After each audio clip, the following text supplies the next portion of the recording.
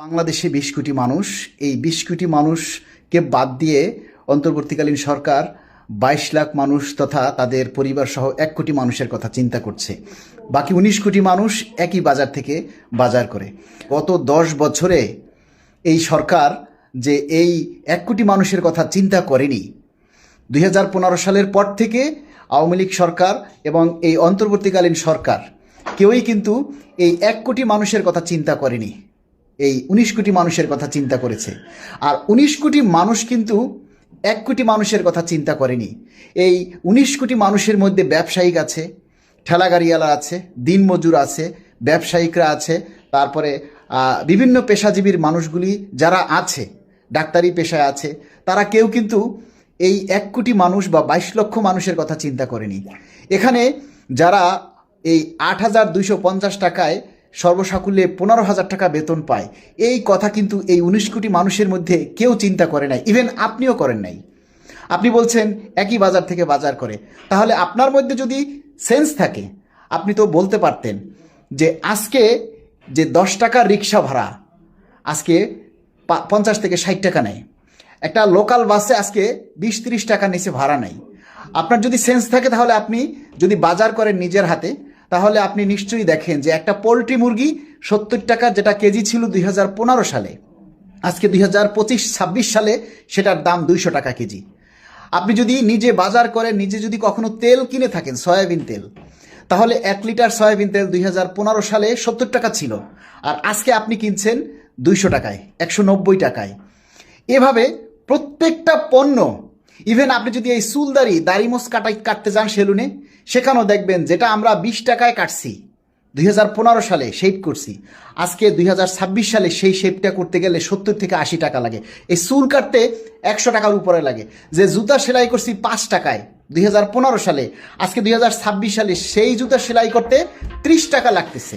তাহলে আপনার তো বোঝা উচিত ছিল এবং আপনার তো বলা উচিত ছিল যে সরকার এই ১৫ সালের বেতন দিয়ে সরকারি কর্মচারীরা আসলে কিভাবে চলে, তাদের তো বেতন বৃদ্ধি দরকার।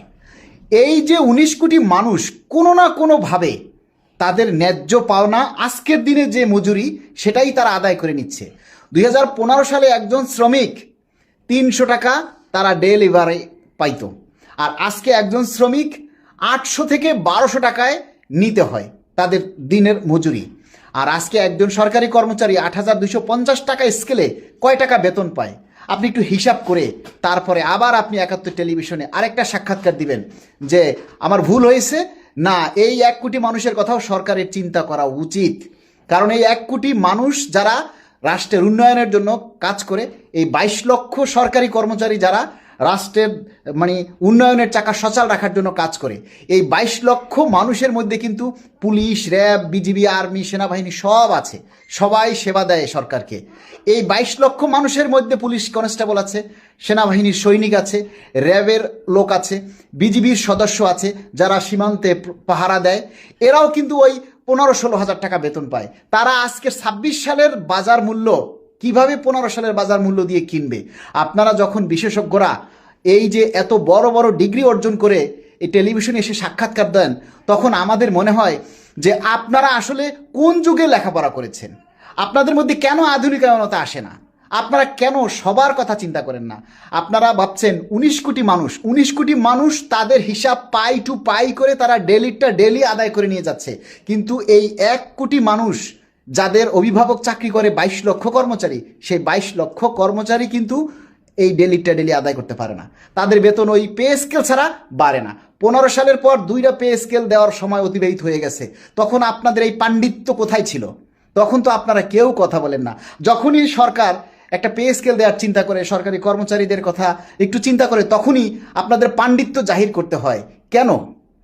কেন রে ভাই, এত পাণ্ডিত্য আপনাদের কেন দেখাইতে হবে?